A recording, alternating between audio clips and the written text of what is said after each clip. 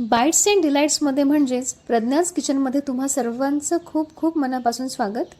आज आपण पाहणार आहोत पारंपरिक आणि अस्सल गावरान चवीची झणझणीत पुंगळी पाटवडी कशी बनवायची। चला तर मग व्हिडिओला वेळ वाया न घालवता आपण सुरुवात करूया। सर्वात आधी कढईमध्ये तेल गरम करून त्यात तेजपान, मिरे, छोटी वेलची आणि 2 लवंग, त्यानंतर कांदा छान परतून घ्यायचा आहे। कांदा परतून झाला त्यात हिरवी मिरची, लसण, अद्रक, जिरं आणि कोथिंबीर, लसूण याची एक पेस्ट बनवायची आहे। ती पेस्ट ॲड करायची, सोबतच कसुरी मेथी टाकायची आणि 4 ते 5 मिनिटं छान परतून घ्यायची। आता यामध्ये आपण खास तयार केलेला मसाला ॲड करणार आहोत। यासाठी 4 कांदे कापून भाजून घ्यायचे आहेत। नंतर त्याच तव्यावर खोबरं, लवंग, विलायची, मिरे, मोठी वेलची, तेजपान, चक्रीफूल, दालचिनीचा तुकडा आणि धने भाजून थंड करायचे आणि याची एक पेस्ट करून घ्यायची आणि ही पेस्ट यामध्ये ॲड करायची। 5 ते 7 मिनिटं तेल सुटेपर्यंत छान परतून घ्यायची। त्यानंतर यात आपण टोमॅटो ॲड केलेला आहे।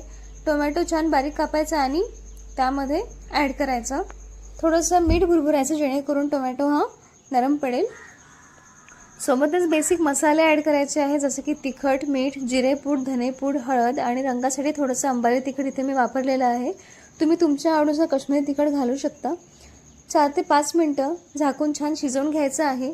मसाल्याला तेल सुटायला लागलं की यामध्ये 3 ग्लास पाणी ॲड करायचं आहे। छान उकळी काढून घ्यायची आहे। पाण्याला उकळी येईल तोपर्यंत इथे आपण पाटवडीसाठी लागणारं पीठ मळून घेणार आहोत। रस्स्याला उकळी येईपर्यंत आपण इथे पाटवडीसाठी लागणारं पीठ मळून घेणार आहोत। यासाठी इथे लागणार आहे चण्याचं बेसन। तुम्ही क्वांटिटी कमी जास्त करू शकता। चण्याचं बेसन घेतलेलं आहे। यामध्ये आपण जी पेस्ट तयार केलेली आहे, हिरवं वाटण म्हणजेच लसूण, अद्रक, जिरं, कोथिंबीर आणि हिरवी मिरची याचं एक वाटण तयार केलेलं आहे, ते 2 चमचे ॲड करायचं। त्यानंतर कांदा, खोबरं याचं आपण भाजून जी पेस्ट तयार केलेली होती ती सुद्धा यामध्ये 2 चमचे ॲड करायची। त्यानंतर मसाले ॲड करायचे, तिखट, मीठ, हळद, गरम मसाला, धनेपूड, जिरंपूड आणि कोथिंबीर। आता थोडं पाणी घालून याचा घट्टसर गोळा मळून घ्यायचा आहे। पाटवडीसाठी लागणारं पीठ इथे मळून झालेलं आहे आणि याची आपण आता पोळी थापणार आहोत। सर्वात आधी पोळपाट घ्यायचा, त्यावर तेल पसरवून घ्यायचं। तुम्ही बेसन सुद्धा भुरभुरू शकता आणि त्यावर पोळी थापून घेऊ शकता। इथे मी पूर्ण पोळपाटावर तेल पसरवून घेतलं आहे, थोडीशी कोथिंबीर ॲड केली आणि त्यावर पिठाचा गोळा ठेवून त्याला छान थापून घ्यायचं आहे। जेवढं थापतेल तेवढं थापून घ्यायचं आणि त्यानंतर बेलण्याच्या सहाय्याने तुम्ही पोळी याची लाटून घेऊ शकता। चाकूला थोडंसं तेल लावायचं आणि या प्रकारे कट करून घ्यायचं, जसे मी इथे तुम्हाला व्हिडिओमध्ये दाखवलेलं आहे त्यानुसार तुम्ही इथे कट करून घ्यायचं आहे आणि पुंगळीसारखा आकार तुम्हाला प्रत्येक पाटवडीला द्यायचा आहे। या प्रकारे इथे आपण सर्व पुंगळी पाटवडी तयार करून घेणार आहोत।